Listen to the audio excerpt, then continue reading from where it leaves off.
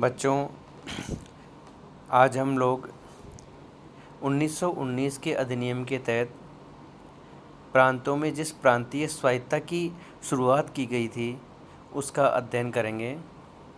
जैसा कि इससे पहले हमने पढ़ा था कि ब्रिटिश सरकार ने मॉन्टेग्यू घोषणा जो 20 अगस्त 1917 को की गई थी, उसमें पहली बार भारत में अपनी नीति या लक्ष्य की घोषणा की थी।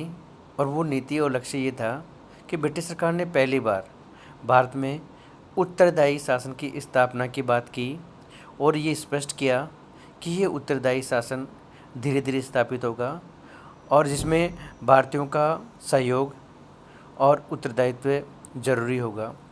इसी मॉन्टेग्यू घोषणा को अमली जामा पहनाते हुए 1919 के भारत शासन अधिनियम में प्रांतों में आंशिक रूप से उत्तरदायी शासन की स्थापना की शुरुआत की गई।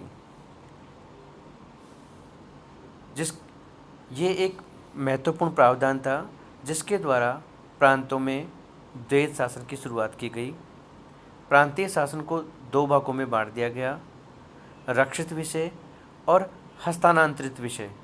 और इन दोनों विषयों के प्रशासन के संचालन का दायित्व ऐसी दो विरोधी शक्तियों को प्रदान दे दिया गया जिनकी प्रकृति और स्वरूप में अंतर था।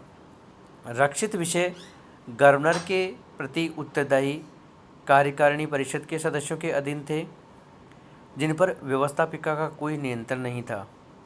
जबकि जो हस्तांतरित विषय थे वह लोकप्रिय मंत्रियों को सौंप दिए गए जो गवर्नर के अधीन थे और जो व्यवस्थापिका के निर्वाचित बहुमत में से चुने जाते थे और व्यवस्थापिका के प्रति ही उत्तरदायी थे।